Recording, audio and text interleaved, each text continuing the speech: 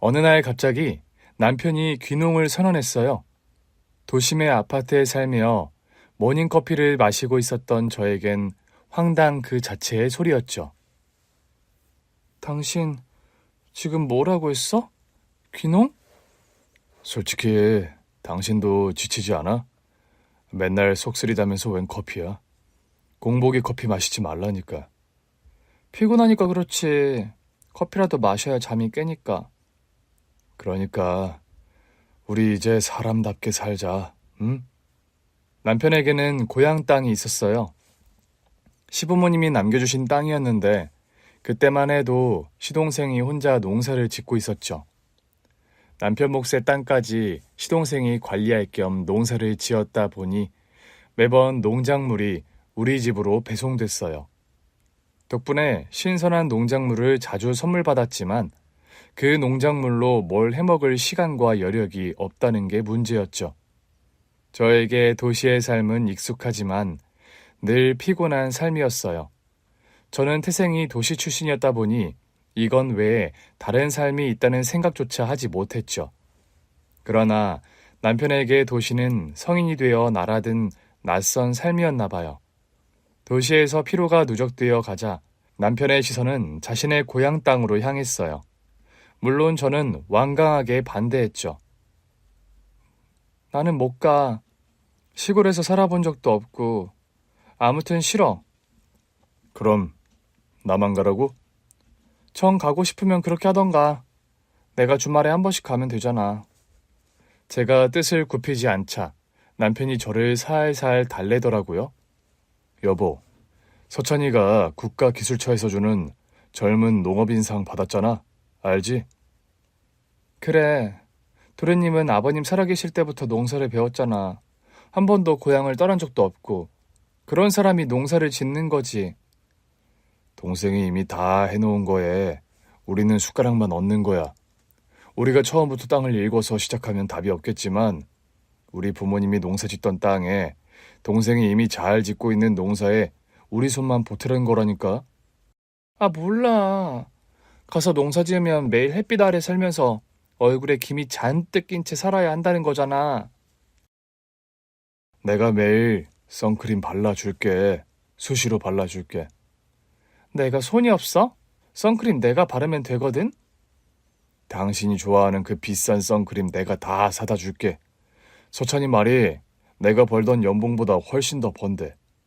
그 정도라고? 솔직히 내가 다 아는 거지. 당신이 할 게 뭐 있어. 아무것도 할 거 없어. 결국 남편의 말에 속는 셈 치고 귀농을 결정했어요. 시부모님이 쓰시던 집은 도련님이 쓰던 중이라 우리는 그 근처에 내놓은 전원주택을 매매하기로 했어요. 살던 아파트를 처분하는데 진짜 코끝이 다 찡하더라고요. 그래도 전원주택이 완전 새 집이더라고요. 도련님이 알아보고 매매를 도와준 집이었는데 남편 말이 2년 전에 젊은 부부가 귀농하려고 지었다가 1년도 못 살고 가는 바람에 매매로 나온 집이라고 하더라고요. 처음에는 그 말에 더 좌절했었잖아요. 그것 봐. 젊은 사람들도 귀농했다가 포기하고 돌아갔다잖아.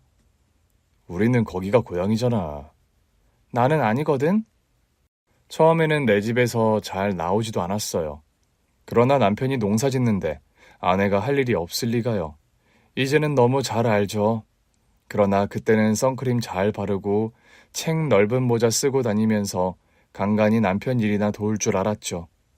막상 농사를 돕다 보니 작물이 크는 걸 보는 재미가 쏠쏠하더라고요. 이게 다 돈이라고 생각하니 더 정성껏 기르게 되기도 했고요. 시골에 살다 보니 자연스럽게 아침형 인간이 됐어요. 도시에서 태어나 사는 내내 밤늦게 자고 아침 늦게 일어나는 게 제 체질인 줄 알았는데 아침 일찍 일어나기 시작하니 몸이 건강해지더라고요. 신기하다 싶었죠.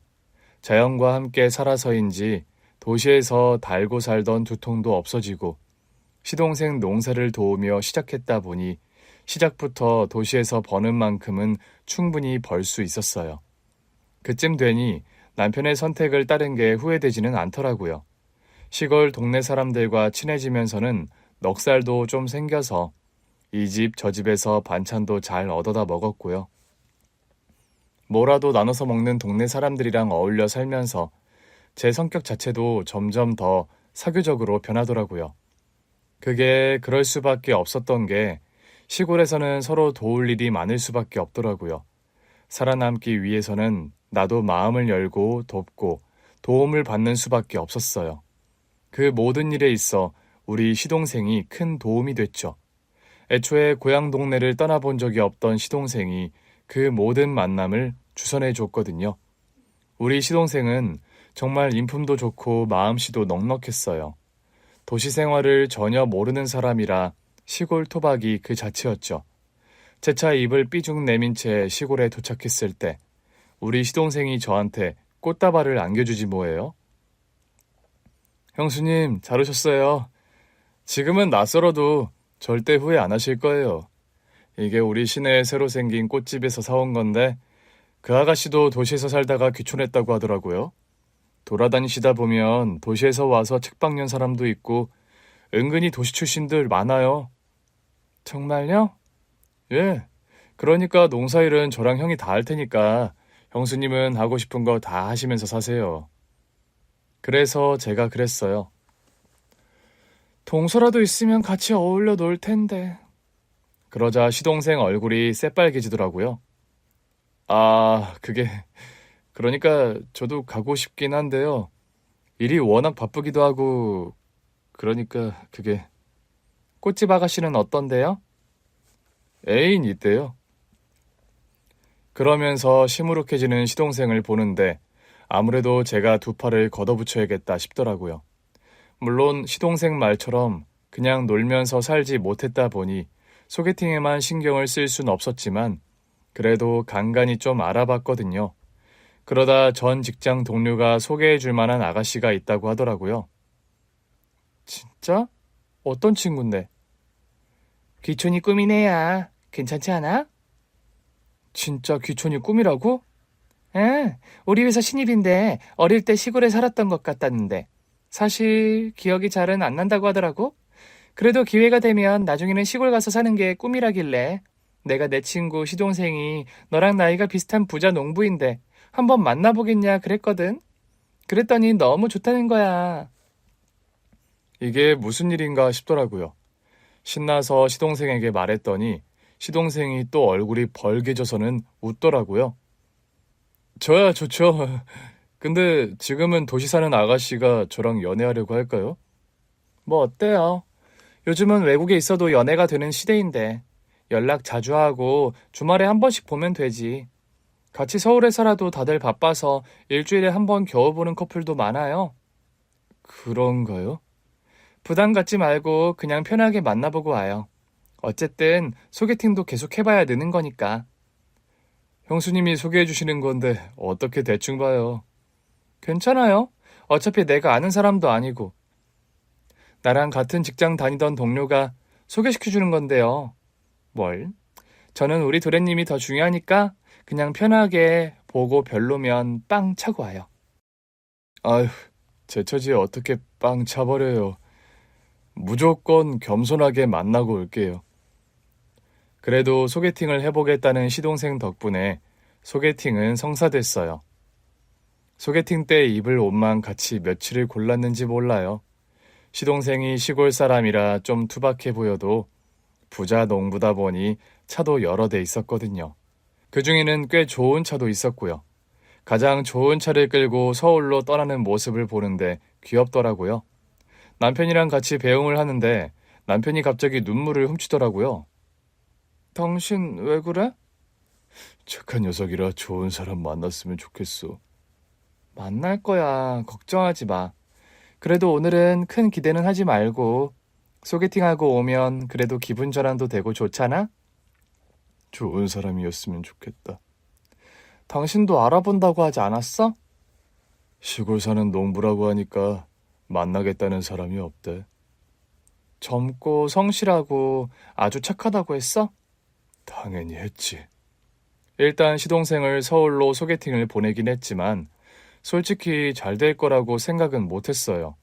특히 남편은 더 부정적인 편이었죠. 그날 밤 시동생이 돌아왔어요. 우리는 시동생 집에서 저녁을 차려놓고 기다리고 있었는데 시동생 표정이 뭐가 어떻게 된 건지를 잘 모르겠더라고요. 씻고 나오기에 밥을 차려줬는데 그 밥을 말없이 먹기만 하는 거예요. 남편이 기다리다 못해 물어봤어요. 왜 그래? 그 여자가 너 싫대? 싫으면 어때? 또 소개팅하면 되지. 형이랑 형수가 무조건 찾아줄게.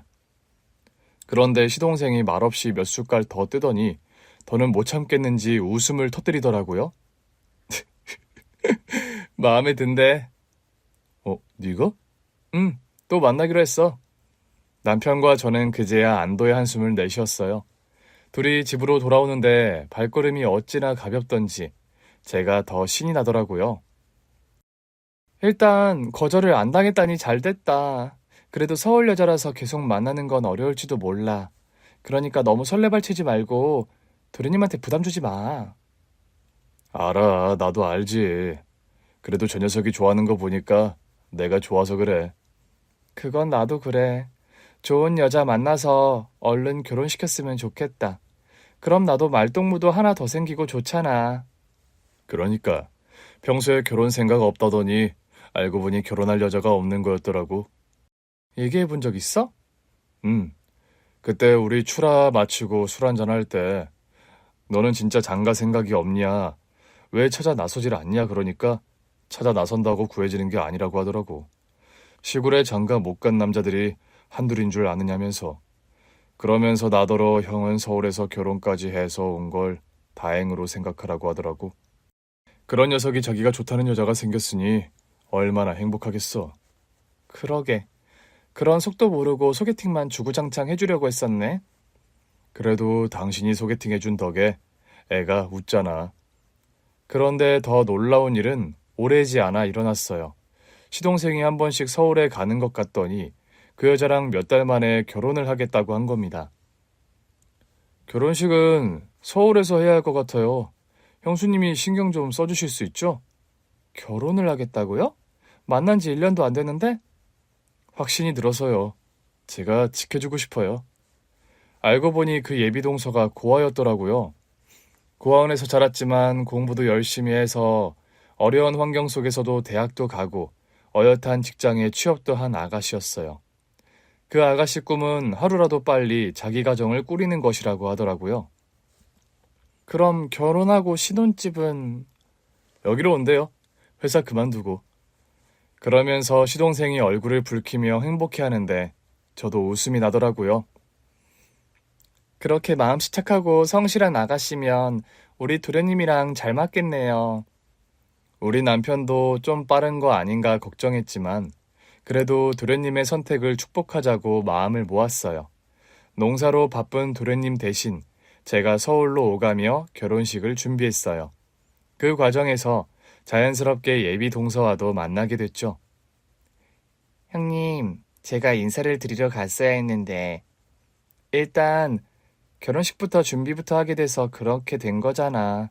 괜찮아. 조만간 만나서 같이 밥 먹기로 했으니까 그때 다 같이 인사하자. 우리 신랑도 동서를 엄청나게 궁금해해. 갑자기 자리가 빈 결혼식장을 잡게 되면서 결혼 준비를 서두르게 됐어요. 결혼 준비하면서 실제로 만나보니 동서는 정말 착하고 성실한 여자였어요. 우리 시동생이 맘고생 많이 하더니 결국 좋은 혼처를 만났구나 싶더라고요. 남은 건 결혼식이었어요. 우리 부부는 시동생이 결혼에 더 신경 쓸 수 있게 뭐라도 더 도우려고 했죠. 그래서 결혼식 하루 전에는 시동생 먼저 결혼식이 열릴 호텔에서 묵게 하고 우리 부부가 남은 농사일을 마저 하고 당일에 출발하기로 했죠. 가면서도 걱정이 돼서 시동생에게 전화를 걸었어요. 도련님, 아니지, 이제 서방님이네요. 서방님 동서랑 만나셨어요? 형수님, 지금 1시간마다 전화하고 계시는 건 아니죠? 안 일어났을까봐 그러죠. 이 사람이랑 똑같으시네요. 이 사람이 30분에 한 번씩 전화하는 바람에 벌써 일어나서 가고 있어요. 알겠어요. 우리도 토요일이라 차 막힐 것 같아서 기차 타고 가고 있어요. 내려서는 택시 타세요. 보니까 길이 복잡해요. 알겠어요. 남편과 제가 혼주다 보니 최대한 일찍 도착하려고 서둘렀어요.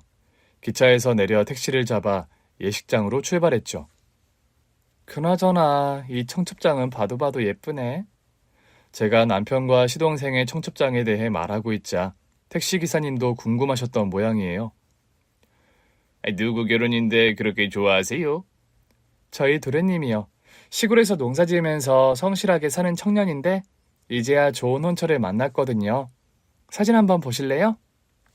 마침 차가 신호에 멈춘 김에 청첩장을 보여드렸어요. 그런데 택시기사님이 청첩장을 보더니 화들짝 놀라시는 겁니다. 신부 얼굴이 낯이 익네요. 네? 혹시 저희 동서랑 아세요? 설마. 택시기사님은 제 말은 들리지도 않는 건지 청첩장 속 동서의 사진만 뚫어지게 보고 있었어요. 제가 아는 사람이 많네요. 택시기사님은 예비동서의 정체에 대해 말씀하셨고 남편과 저는 화들짝 놀라 택시에서 뛰어내렸어요.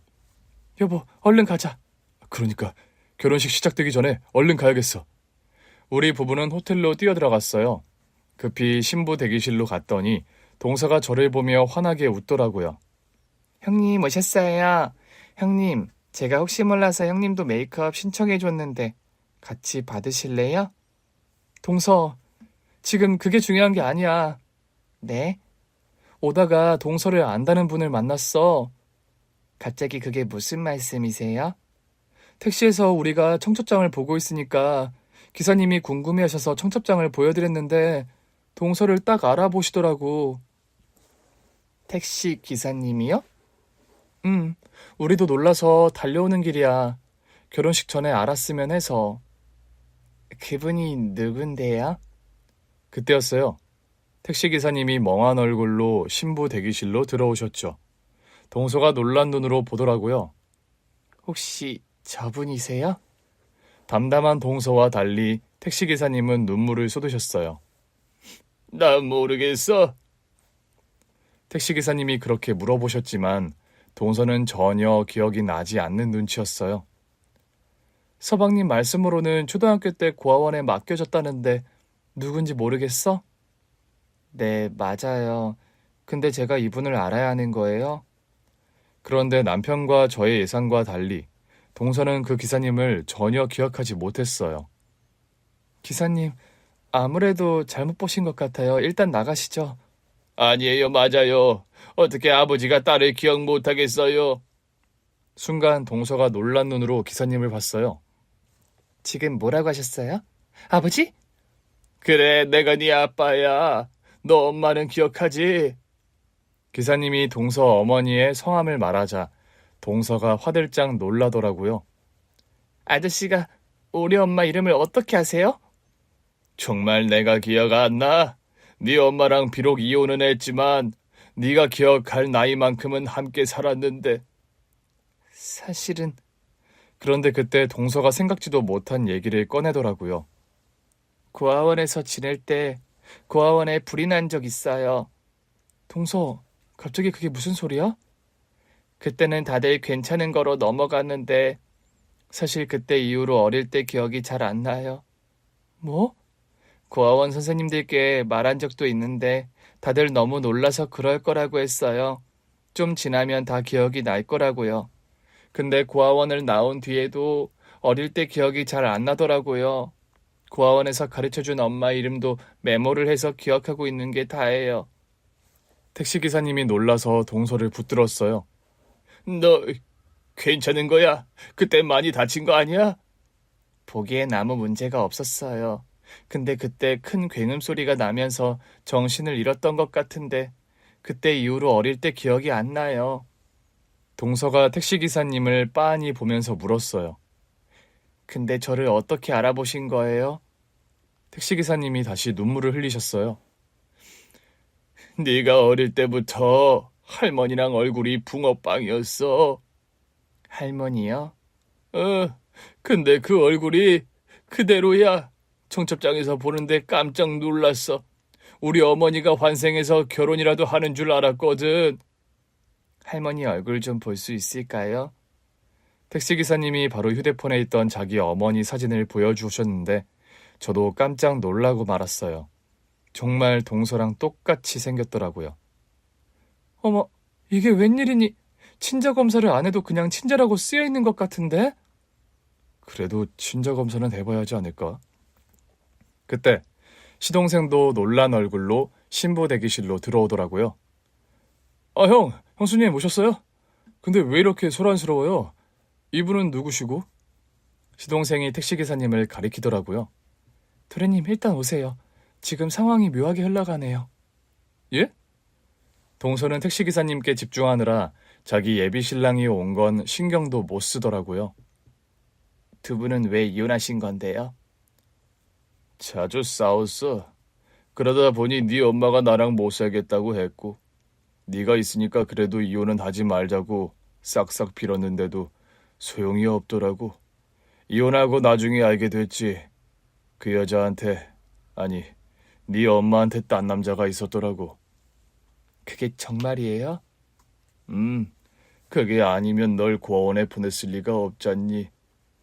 그런데도 엄마가 저를 키웠던 거예요? 원래는 내가 키웠었어. 네 엄마가 이혼하면서 널 안 키우겠다고 했었거든. 이런 말이 상처가 될 건 알지만 네가 기억을 못한다니 해주는 말이야. 네 엄마는 처음부터 널 키울 생각이 없었어. 근데 왜 맡기셨어요? 그런데 왜 제가 고아원에... 내가 돈 벌러 사우디에 갔었거든. 사우디 가서야 알게 됐어. 네 엄마가 사실은 다른 남자가 있다는 걸. 급히 네 엄마한테 연락했더니 너는 잘 지내고 있다고 하더라고. 그래서 이미 이혼한 사이에 남자가 있냐 없냐 묻는 것도 아닌 것 같아서 그냥 너만 부탁했어. 사우디 일만 마치면 바로 데리러 갈 테니까 조금만 더 봐달라고. 알겠다고 하더라고. 양육비나 제때 보내라면서. 그런데 내가 돌아왔을 때 네 엄마는 세상에 없었어. 네? 아닌데 엄마가 저를 고아원에 맡겼다고 했어요. 나한테 거짓말 했던 거지. 네 양육비를 한 달치라도 더 받으려고 거짓말하고 너는 벌써 고아원에 맡겼던 거야. 그 동네 소문이 쫙 퍼졌더라고. 애엄마가 남자한테 미쳐서 애를 고아원에 보내고 야반도주했다고. 그런데 고아원에서 널 찾을 수가 있어야지. 일단 네 엄마를 찾으려고 했는데 글쎄 그 남자랑 야반도주하다가 교통사고로 세상을 떠났다는 거야. 그래서 네 행방을 찾을 길이 없었어. 그래서 제가 고아원에서 자라게 된 거예요? 네 기억이 있다면 참 좋았을 텐데. 아빠랑, 아니 나랑 재밌는데도 많이 다녔거든. 얘기를 듣자 하니 동서의 기억이 없는 게 문제더라고요. 그래서 제가 끼어들었죠. 저기, 그럼 일단 친자 검사를 해보는 게 어떨까요? 그거 하면 바로 결과가 나옵니까? 바로는 안 나올 거예요. 그러니까 우리 딸이, 아니, 아직 확실하지는 않지만 결혼한다는 거죠. 바로 몇 시간 뒤에. 동서도 난처한 얼굴로 저를 보더라고요. 저는 시동생을 봤어요. 시동생도 갑작스러운 상황에 넋이 나간 것 같더라고요. 형님, 결혼식 조금만 미루면 안 될까요? 이분이 제 아버지시면 저 이대로 결혼하면 후회할 것 같아요. 자기야, 우리 조금만 미루면 안 돼? 근데 자기야, 지금 결혼 미루면 식장 잡는 게 보통 일이 아닐 거야. 드디어 자기 가정을 꾸린다며 좋아하던 시동생의 표정을 봤었기에 가슴이 너무 아프더라고요. 그러나 결국 시동생은 고개를 끄덕였어요. 형수님, 결혼 미루는 게 좋겠어요. 이 사람 행복하게 해주려고 결혼하는 건데 친아버지실지도 모를 분을 빼놓고 결혼할 순 없죠. 자기야 정말이야? 정말이지. 그러더니 시동생이 택시기사님께 허리를 숙여 인사하더라고요.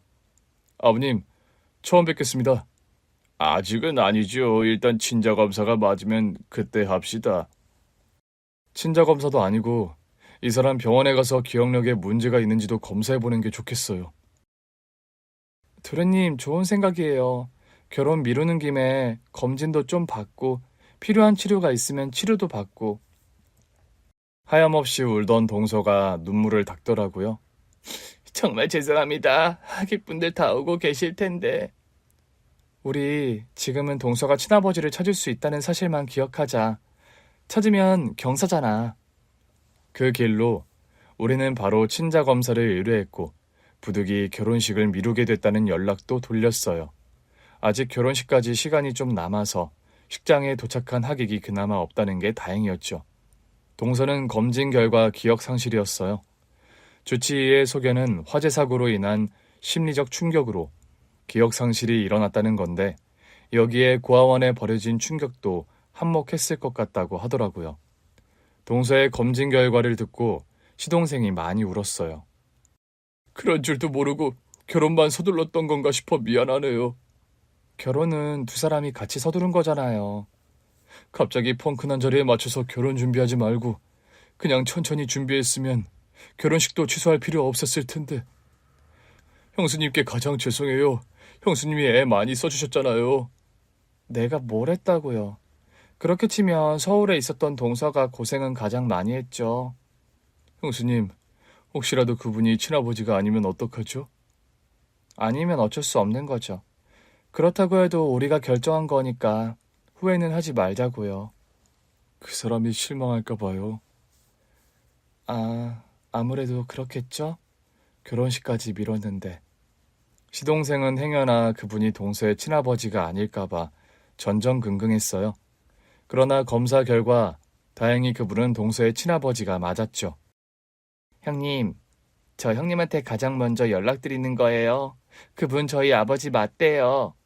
그럴 줄 알았어. 아니 왜 도련님한테 먼저 연락해야지. 그 사람한테도 지금 하려고요. 사실 형님께 드릴 말씀이 있어서 먼저 연락드린 거예요. 뭔데? 아빠가 검사 결과 받아보시더니 형님 댁에 가보고 싶다고 하세요. 인사도 드릴 겸 이제라도 상견례 대신 한번 찾아뵙겠다고요. 지난번에는 동서가 왔잖아. 이번엔 우리가 서울로 가야지. 제가 가서 살게 될 곳을 보고 싶으신 것도 같아서요. 아, 그래? 그럼 우리야 좋지. 사실 우리는 농사 때문에 자리 비우는 게 부담이거든. 형님 죄송해요. 그렇게 힘들게 준비해 주신 건데. 아버님을 찾았잖아. 지금 그것보다 중요한 게 있어? 남편도 신기해했어요. 진짜 신기한 인연이다. 만약 우리가 그 택시에 안 탔으면 재수 씨는 아버지를 못 찾을 수도 있었던 거잖아. 그러니까. 동서는 기억이 없어서 아버지가 계셨는지도 기억을 못했다고 하니까. 그나저나 손님 맞을 준비도 해야겠네. 드디어 상견례를 하네. 진짜 상다리 부러지게 차려야겠다. 나 벌써 시골 사람 다 된 것 같아. 우리 집으로 사돈어른이 오신다고 하자 동네 사람들이 전부 음식을 해다 줬어요. 우리 집 씨암탉을 잡았어. 상에 올려. 어휴 언니 이 귀한 걸. 귀한 게 문제야. 현철이 내서 전복 좀 가져온다니까 그것도 올리고. 전복이요? 사돈어른이 상을 보시더니 입을 못 다무시더라고요. 아이고 누가 보면 잔치라도 하는 줄 알겠어요. 잔치이긴 한데 동네 분들이 다 보태주셨어요. 동서 어서 와. 아버님 모시고 오느라 고생했지? 형님 이렇게 준비하실 줄 알았으면 저도 좀 일찍 와서 도울 걸 그랬어요. 돕긴 뭘 도와. 얼마 만에 만난 아버지인데 결혼 전에 아버지랑 시간 많이 보내. 동네 사람들도 궁금한지 우리 집 근처를 왔다 갔다 하더라고요. 그래서 동서가 인사도 드렸어요. 곧 동네 주민들 사이니 미리 인사해서 나쁠 것도 없잖아요. 다 같이 모여서 식사를 하는데 동서가 아직도 믿기지 않는다고 하더라고요. 만약 그날 아버지를 못 뵀으면 어쨌을까 싶을 정도로 마음이 편해요. 다시 한번 죄송해요. 저 때문에 하객분들께 민폐를 끼쳤네요. 괜찮다고 했잖아. 동서랑 사돈어른만 생각해. 문제는 다시 식장을 잡으려고 보니까 잡을 데가 없더라고요. 전처럼 갑자기 비는 자리가 또 생기지 않을까? 호텔은 다시 나기 힘들다고 하더라고요. 그래서 예식장으로 알아보고 있는데 쉽지가 않아요. 이렇게 바로 친자가 나올 줄 알았으면 그냥 그 자리에서 모시고 결혼을 할 걸 그랬나 싶기도 하고요. 그러니까 말이야. 나도 네가 기억이 없으니까 아빠라고 우길 수도 없고 내가 그때 사우디를 가지 말았어야 했나 봐. 안 갈 수 있는 것도 아니었다면서요. 그렇긴 한데 그때 안 갔으면 우리 딸이 엄마 손에서 클 일도 없었고 고아원에 버려지는 일은 없었을 테니까. 지금은 기억도 없어서 상처도 없어요. 기억은 언제든 돌아올 수 있다잖아. 차라리 기억이 났으면 좋겠어요. 아빠를 만나고 나니 기억이 없는 게 답답해. 근데도 아빠라는 건 확실히 알겠어요. 느껴져? 네, 나를 보는 눈빛이 아빠 같아. 나는 이런 눈빛을 우리 신랑한테 처음 느꼈었거든. 사돈어른이 우리 시동생을 애틋하게 보시더라고요. 고마워. 고아인 줄 알고 자란 내 딸을 성심껏 사랑해줘서. 제가 첫눈에 반했습니다. 근데 언감생심이라고 생각했죠. 딱 봤는데 너무 도시 아가씨 같은 거예요. 맞다. 우리 도련님 지금껏 소개팅 얘기도 제대로 해준 적 없었는데 오늘 시원하게 들려줘요. 쑥스러워서 그랬어요. 또 그러다가 행여나 내가 차이면 창피하니까 말 못했죠. 그래서 첫눈에 반한 게 도련님이었어요? 형님 아니에요. 저도 첫눈에 반했어요. 사람이 어찌나 순박하고 순수하던지 이 사람이다 싶더라고요. 정말? 서로 그랬단 말이야? 그랬다고는 하는데 제가 보기엔 제가 첫눈에 반한 게 맞아요. 첫인상은 서울 깍쟁이 아가씨 같았는데 첫인사 나누자마자 사람이 참 따뜻하더라고요. 시골에서 사는 게 어떤 건지 궁금해하기도 하고 어릴 때 살았던 것 같은데 기억이 잘 안 난다 그러면서 첫 만남에서 바로 자기가 사실 부모님이 없다고 하더라고요. 초등학교 다닐 때부터 고아원에 살았다고요. 처음부터 얘기했었구나. 사실은 그래서 처음 만나고 와서 형이랑 형수님께 바로 무슨 얘기를 못했던 것 같아요. 저는 좋은데 또 형수님이나 형이 그 점을 마음에 걸려할까 봐요. 그래서 너무 많은 얘기 안 하고 제가 더 만나본 거예요. 형이랑 형수님이 걱정할 사람 아니라는 걸 확신하고 싶었거든요. 그래서 언제 확신했는데? 두 번째 만남에서. 뭐? 두 번째 만남에서 자기가 나한테 되게 발라줬던 거 기억나? 그거. 그 얘기는 또 왜 해? 내가 얼마나 민망했는데. 동서 민망하다니 왜? 아니, 남편이 훨씬 잘하는 일을 제가 해준다고 나섰던 거예요. 제 눈에는 이 사람 손이 하도 거칠어 보여서 핸드크림을 잔뜩 발라줬거든요. 그래서 대개는 내가 발라줄 테니까 먹기만 하라고요. 그랬더니 이 사람이 보다 자기가 해주겠다면서 너무 손쉽게 대게를 발라주는데 깜짝 놀랐어요. 나는 시골 출신이라 한 번씩 먹으니까 나 생각해서 발라준다는데 성의를 봐서 기다렸지. 근데 옷을 다 버리겠더라고.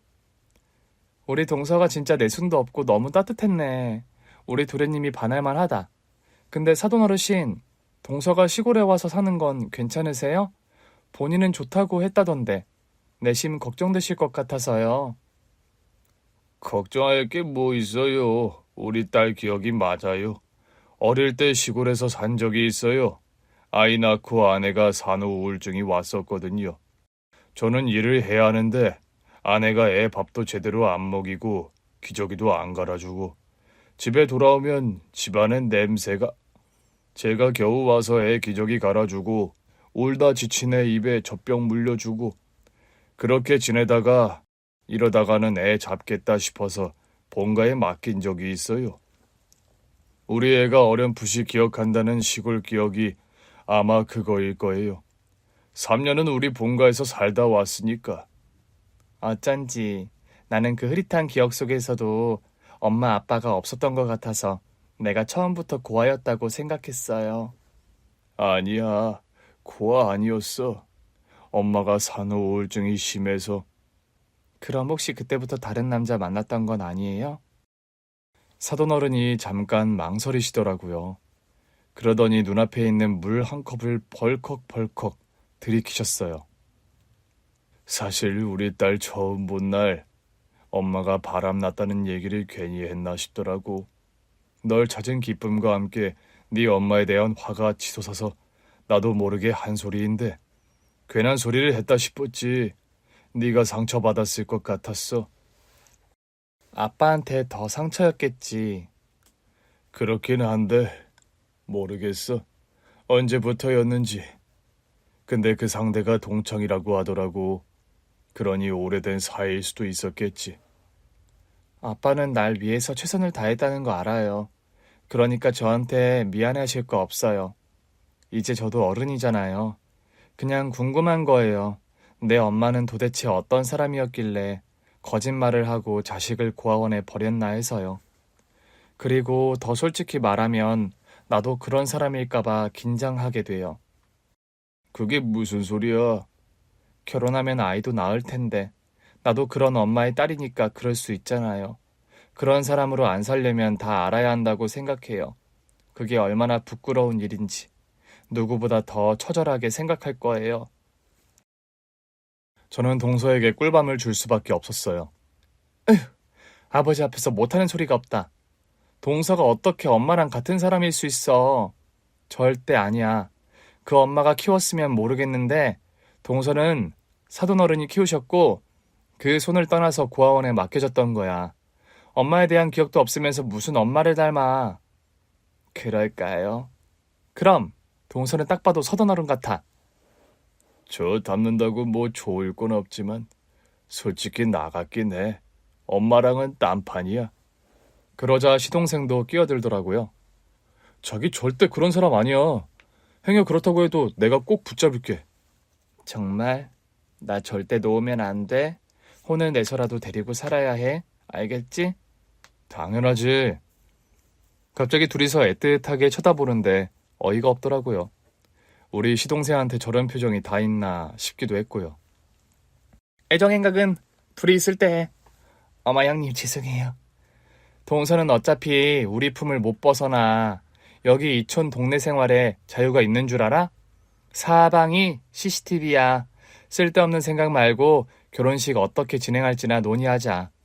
이렇게 식장이 없으면 내년에나 다시 해야 하는 거 아니야? 안 그래도 초대했던 하객들이 파혼이냐고 하도 물어봐서 내가 아니라고 했는데 다음 날짜가 잡히기 전까지는 아무도 안 믿을 것 같아. 형수님, 그래서 저랑 이 사람이 생각한 게 있긴 한데. 뭔데요? 결혼식을 꼭 서울에서 해야 하는 건 아니잖아요. 그렇긴 한데 그래도 서울이 낫지 않아요?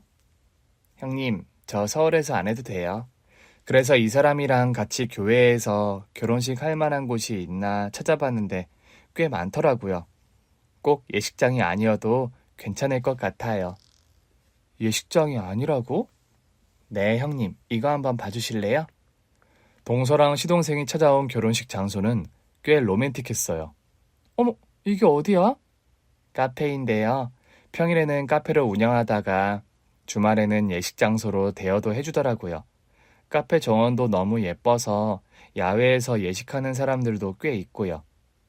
저 뒤로 강이 보이네. 너무 예쁘다. 근데 실외에서 예식을 올리면 사진이 예쁘게 안 나온다던데? 형님, 저는 그런 것보다 그냥 모두가 행복한 결혼식이었으면 좋겠어요. 호텔 예식을 당일에 취소하는 바람에 돈을 날렸지만 이참에 좀 다른 식의 결혼식을 해도 좋을 것 같더라고요. 동네를 들어보니 서울이랑 우리 살던 시골 동네에 딱 중간 정도 되겠더라고요.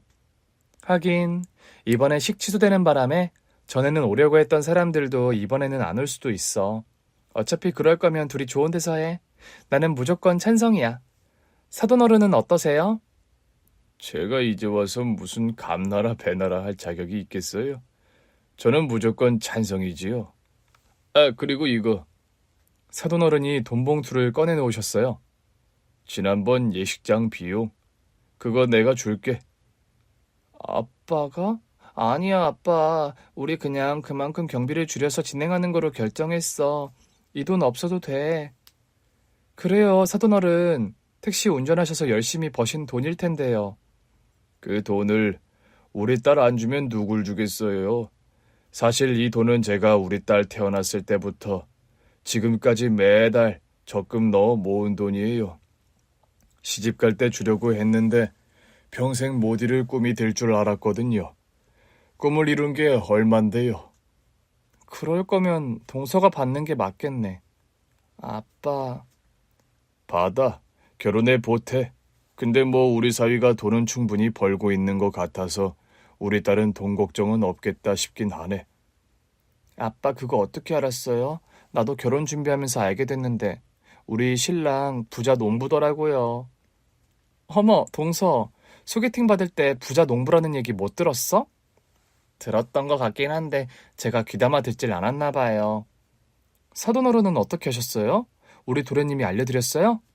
아, 예. 제가 우리 딸 친아빠로 나오자마자 저한테 한번 찾아뵙겠다고 하더니 주말에 저를 찾아왔어요. 그러더니 자기가 지금껏 모은 돈이랑 재산 목록을 쭉 나열하더니 일단 돈 걱정은 절대 안 하고 살게 하겠다. 그리고 아내는 시골로 와도 절대 농사일 안 해도 된다. 그냥 하고 싶은 거 하면서 편히 살면 된다. 우리 형수님이 도와주실 거다 그러던데요. 저는 장난스러운 코웃음을 쳤어요. 제가 기는 망설일 때 우리 도련님이 저한테 했던 말이랑 똑같네요. 다른 말은 다 사실인데 농사 지을 거 없이 저랑 놀아도 된다는 말은 아니에요. 막상 시골 와서 남편이 농사 짓는 걸 보고 있으면 너무 고생하니까 아내로서 안 도울 수가 없더라고요. 당연히 도와야죠. 남편이 이렇게 기반 잘 닦아놓고 일하는데 안 사람이 돼서 가만히 있으면 안 되죠. 우리 딸이 그런 애도 아니고요. 그래도 그렇게 말해주니 고맙더라고요. 저 진짜 그럴 거예요. 아, 형수님도 형이 농사 안 지어도 된다고 했잖아요. 말은 그렇게 했어도 안 할 수가 없다니까요. 그럼 우리 진짜 남편들 일 안 도와주고 놀러 다니고 시내에서 좋아하는 가게 차려도 돼요? 아, 형수님, 왜 안 되겠어요? 이 사람 책도 좋아하고 문화 활동도 좋아하더라고요. 형수님이 데리고 다니면서 재미있게 지내세요. 농사는 저랑 형이랑 다 할게요. 형, 그렇지? 그럼 나도 어깨 아파하고 팔 아파하는 네 형수한테 일 그만해도 된다고 아무리 해도 말 안 들어. 재수씨 들어오면 이참에 둘이 몸 편히 살았으면 좋겠어. 형님 가능할까요? 잘도 가능하겠다. 그래도 우리 같이 취미 생활은 하나씩 하자. 사실 우리 동네 사람 중에는 같은 취미 생활할 사람은 없거든. 저는 너무 좋아요. 형님이랑 같이 일도 하고 한 번씩 나가서 취미 생활도 하고 우리 넷이 같이 할 시간은 없을까요? 우리 예비 신랑 말로는 시간이 잘 나진 않는다고 하더라고요. 신경 쓸 게 워낙 많아서.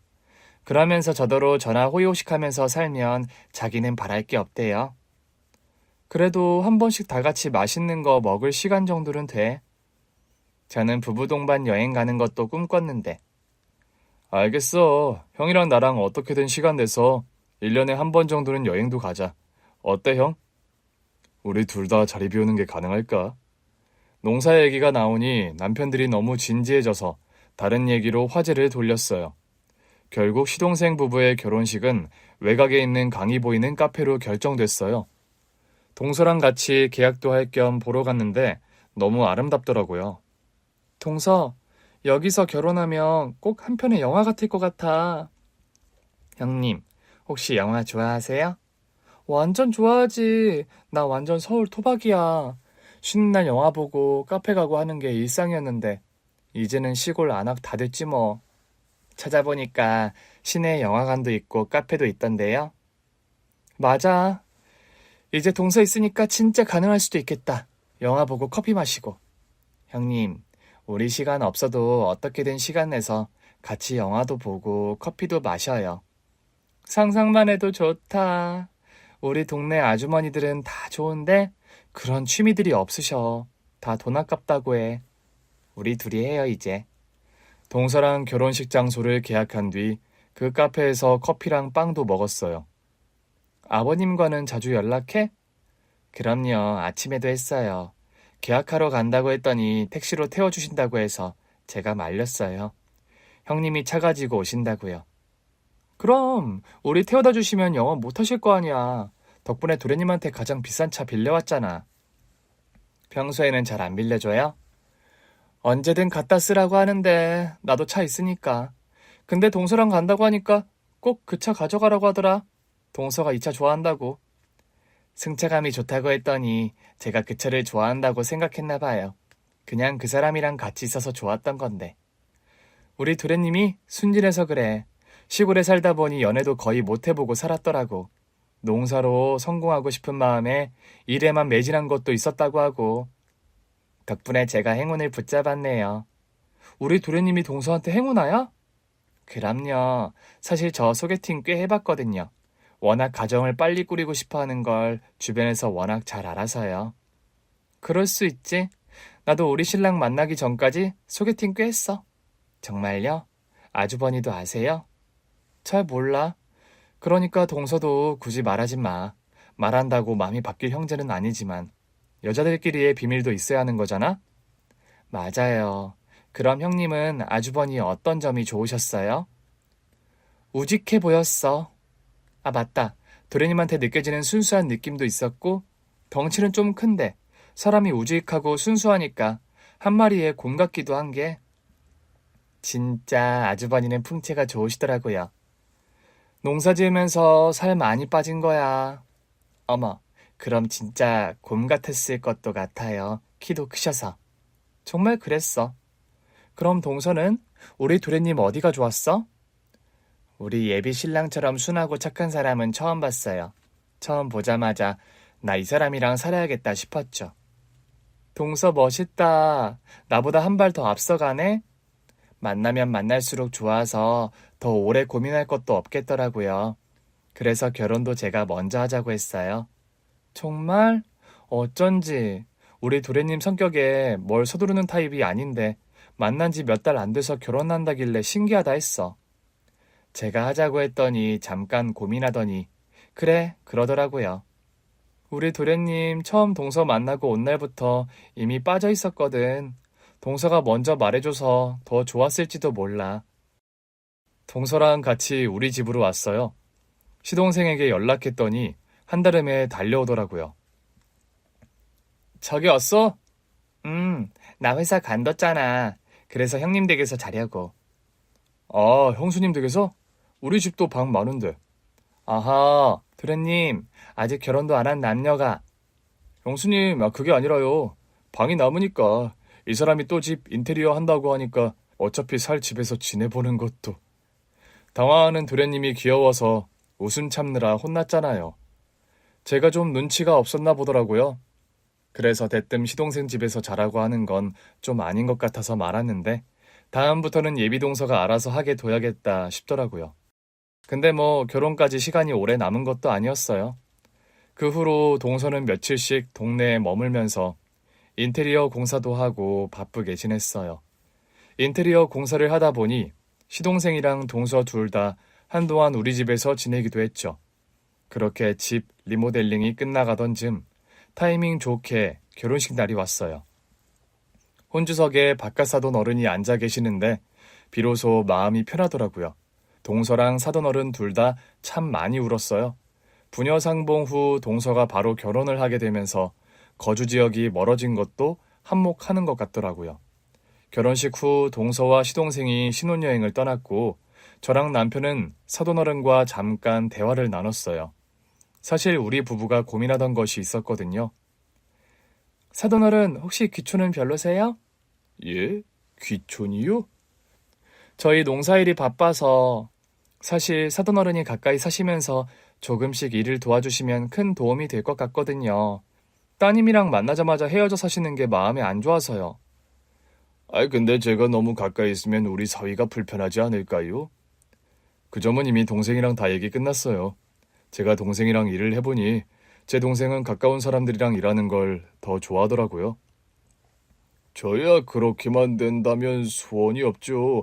우리 딸 가까이에서 사는 게 제 소원이니까요. 저랑 남편은 서로를 보면서 웃었어요. 그럼 귀촌 준비하시죠. 우리 다 같이 살아요. 같은 동네에서. 우리 부부는 사돈어르신이 사실 집도 알아보기 시작했어요. 사실 시동생이 신혼여행 가면서 이미 다 부탁을 해놓은 상태였거든요. 신혼여행에서 돌아오면 동서가 보고 깜짝 놀랐으면 좋겠다면서요. 동서는 결혼 후에도 트라우마 치료를 계속 받았지만 기억이 아직 돌아오진 않네요. 그래도 아버지랑 가까이 사니 참 좋은가 봐요. 동서가 행복해하는 모습을 보는데 꼭 제 여동생 같고 제가 더 좋더라고요. 그렇게 사돈 어르신까지 우리 동네로 오면서 우리 가족은 온 가족이 농업인이 되었습니다. 같이 사니까 참 좋아요. 서로 의지할 수 있고 기쁜 일도 슬픈 일도 나누면서 살면 된다고 생각하니 걱정도 많이 사라지고요. 앞으로도 서로를 보살피는 행복한 가족으로 잘 살아가려고요. 오늘 준비한 사연은 여기까지입니다. 재미있게 들으셨다면 구독과 좋아요, 알림 설정까지 눌러주세요. 그럼 저는 다음 사연으로 찾아뵐게요. 오늘도 건강하고 행복하세요.